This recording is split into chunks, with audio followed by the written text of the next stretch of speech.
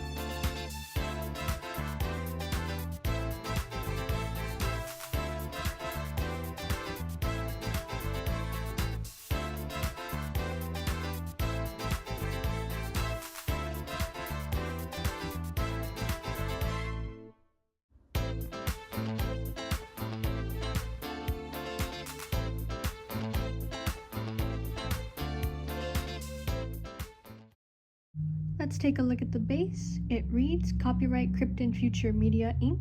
www.piapro.net. Piapro, Taito Corp. Now a bootleg of this figure does exist, and the bootleg can glow in the dark.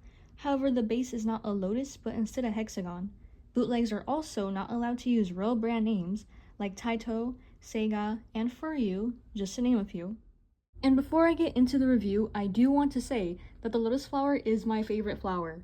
Not only do I think the lotus is very beautiful, but I also love the meaning of it. And it's also cat friendly. Look at my handsome boy.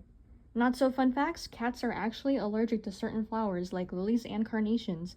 They are also allergic to nuts, and some cats are actually lactose intolerant. Alright, let's get back to Miku. I'm going to review 5 categories, which are face, outfit, quality, base, pose, and then see if she glows under black light. Each category can earn up to 5 points, and if she glows under black light, I will grant 1 additional point. So in total, a maximum of 26 points can be earned, so let's get into it. Despite her green eyes, I can confidently say that I can tell that this is Miku. Her face is ever so slightly just a little creepy. She just looks a little too happy, but her eyes are well detailed with the shadowing and color gradients, so overall 3 out of 5 points, as again she looks a little creepy. What catches my eye about this outfit are all the different shades of blue, which to me is aesthetically pleasing because blue is one of my favorite colors. I'm also personally not a fan of gold, I'm more of a silver person, but that's just me, and I do think it's a bold move to mix blue and red, however it does work in a fire and ice sort of way. I also love the lotus and how her nails are painted. She also has that ahoge, but I like to call it the alfalfa hair. I also don't like the shift from opaque to translucent hair, I'd rather all her hair be opaque, so 4.5 points. She's definitely worth it as a prize figure and is very appealing to the eye due to all her different shades of blue. I like how her sleeves fade, it looks a little like stained glass almost. There's some detailing going on with the engravings on the golden parts. I also like the transparent top layer, it also has some details. And I love when figures have painted nails that match their outfits. However, again, her face does look a little creepy, so 4.5 points out of 5. The base takes up about as much space as the figure itself, measuring at approximately 6 inches by 4 inches. Now again, the lotus is my favorite flower, so I am a little biased, but I'm going to give this base a 5 out of 5 points. She looks like she was dancing and then got frozen in time, so to me this is quite a unique pose. Her skirt even has a flow to it. However, whether that flow comes from the wind or her movement is up for interpretation, but I think she was dancing as her hands are outstretched and the way her legs are positioned. I feel like with a lot of figures, they are posed as if they are posing for the camera, rather than looking like they were in the middle of actually doing something. Now, although one of her hands is positioned a little oddly, almost like she might pull the middle finger, she doesn't have any bad angles besides that creepy face, but she looks like she's having fun dancing, so I'm gonna give this pose a 4.5 out of 5 points. Now it's time to see if she glows.